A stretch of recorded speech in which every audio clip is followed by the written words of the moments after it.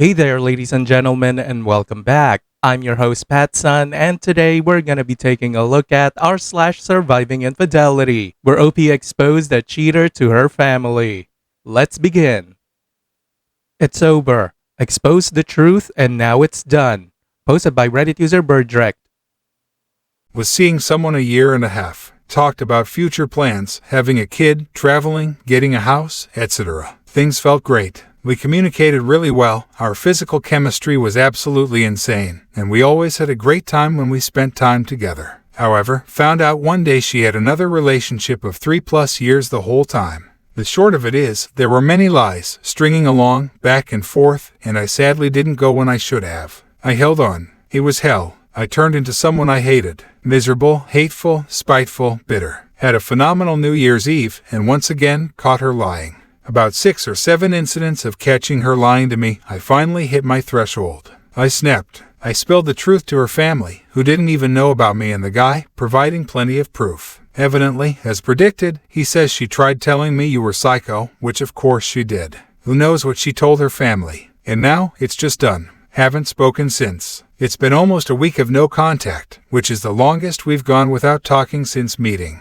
She called me crying that day and told me I ruined her life. Her mom said I'm fucked for involving her family and ruining a whole lot of people's lives. She didn't ruin anything with cheating and maintaining a double life and 2 relationships. I did for letting the truth be known. Yet, I don't feel better. I didn't get any sense of closure. I hate that I still miss her and what we had. I hate that I feel guilty, that I hurt her back. I hate everything I'm feeling. I wish I hated her, but I don't. I still love her, just hate what she did, repeatedly. The whole ordeal really messed me up on quite a few levels. There's a lot I've left out, but it has been brutal and has taken such a tremendous toll for her and her mom to tell me I ruined all of these lives. That was not fun. All I did was treat her well, try to do all I could, and take care of her. I was there for her through quite a few hardships and just got played. It's weighed heavily on me constantly. I know all there is to do now is to move on, but damn, it just sucks, and the whole thing was just so unnecessary. OP, you did the right thing by exposing her to everyone. What they do with that information is completely up to them. Look, man, you've done your part. She ruined everything. You didn't. It's over. So stop wasting your time thinking of a cheater. Move on and start your life again with a clean slate. And now for today's second story. My wife cheated on her then boyfriend with me. It is among the best times of my life. Posted by Reddit user Delicious Door. I met my wife while she was in a relationship with someone else. I was instantly attracted to her, and she and I quickly became good friends. I met her then boyfriend for the first time some weeks after meeting her, and my very first thought after being introduced to him was, oh yeah, I can wait this out. Throughout the course of that evening, he gave off the vibe that he was trying extremely hard to make sure I and everyone else he was meeting came away with the impression that he was just the coolest, that their relationship was solid. I knew better though. Not from anything specific that she told me, but from just how tired she looked anytime she talked about him. No matter what she said, good, bad, or anything in between, she just looked exhausted every time he came up in conversation, and any time I saw them together. In the months that followed I would see him occasionally, but I saw her almost every day because we worked together. We became very close, eventually confirming to each other that we were best friends. I had by that point been saying to myself for some time that I was in love with her. I continued to bide my time. Over the winter, she found herself in a situation where she had no transportation to work. I offered her rides whenever she needed them. Her boyfriend had the time and the capability to take her to work, but didn't want to.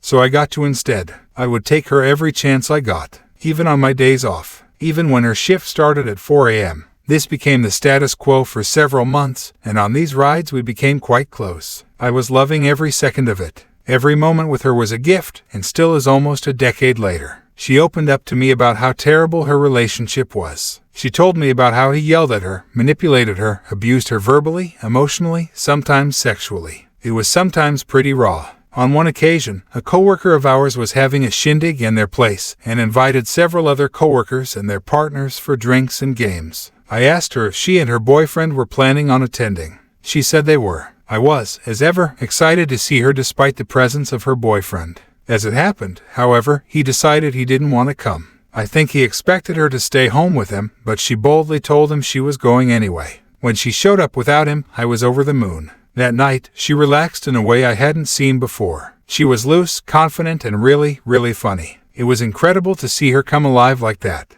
I had always known that version of her was there, and it was wonderful to see it come out among friends. We remained close to each other the whole night. When it came time to play a game, Cards Against Humanity, I sat down on a big comfy chair. Designed for one person, but big enough for two if they were willing to cuddle. We were and we did. It was electric. I'll never forget the feeling when she sat down next to me, my arm around her. It was the first time in many years that I felt like I was exactly where I was supposed to be. Over the next few months, her relationship with her boyfriend really started to deteriorate. After work one day she asked me to just take her to my place. Her boyfriend wouldn't be home for a few more hours, and she didn't want to be in their shared space. We cuddled up on my couch and watched a movie, just enjoying each other's presence. Near the end of the movie, she glanced at her phone and saw she had missed several texts and calls from her boyfriend. She asked me to pause the movie and she called him back. I sat on the couch next to her while she spoke with him. He immediately started screaming at her for not being at home, and I was able to hear it all. Never in my life have I heard such vile things. I was absolutely taken aback. I'd never witnessed such abuse, and it was over the phone.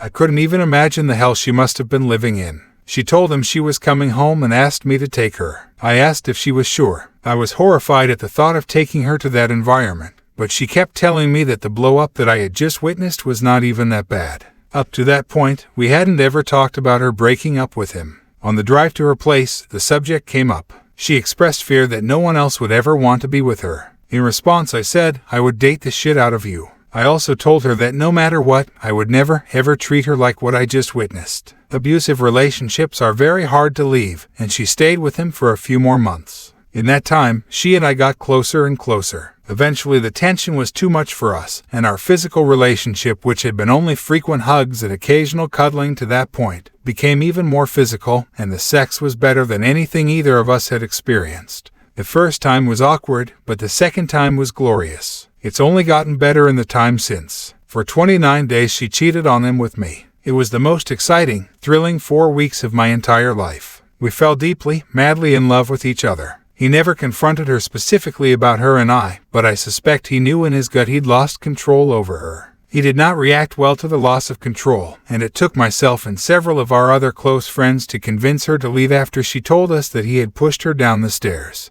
One day while he was at work, a few of us took our lunch hour together, went to her place and cleaned it out of all her stuff as quickly as we could and got her out of there. I don't think she ever saw him again. A week or two later, and we were both ready to be with one another. We made it official, and have been in a happy, healthy, and thriving relationship ever since. We married one another almost 2 years ago, and have been together nearly 9. As for her ex, shortly after she left him, he briefly moved back to their hometown and began dating an old acquaintance of theirs much younger than he was. They moved to Alaska, where he employed the same abusive patterns he had used on my wife. Only this time he was much, much worse. He beat her pretty badly a few times and was arrested. My wife provided written testimony at his trial. He was convicted and sentenced to probation, and he cannot leave the state of Alaska for several more years. I hope he rots up there. Up until I met him, I don't know that I can say that I'd ever truly hated anyone. It's such a strong word, but I hate that man. What he did to my wife and other women with the misfortune to have come across his path is not something I'll ever forgive.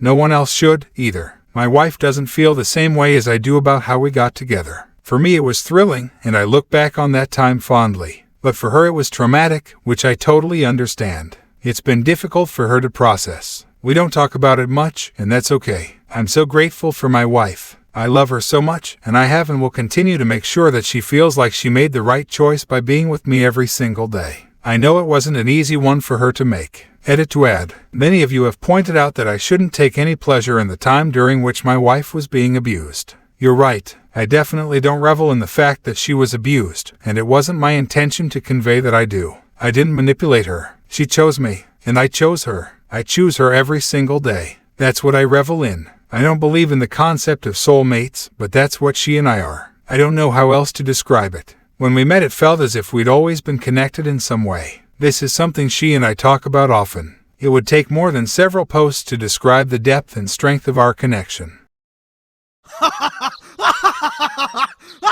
I'm sorry so many of you have been cheated on. A lot of you surely didn't deserve it. Sounds like some of you did though. My wife's ex is a guy that is among that latter, smaller group. Edit to add 2. It seems many of you have a lot of tolerance for domestic violence and none for cheating. This is totally wild to me. If you scream at your partner, call them names, shove them downstairs, or otherwise abuse them, then yes, you absolutely deserve to be cheated on. This is a hill I will die on every single day and twice on Sundays.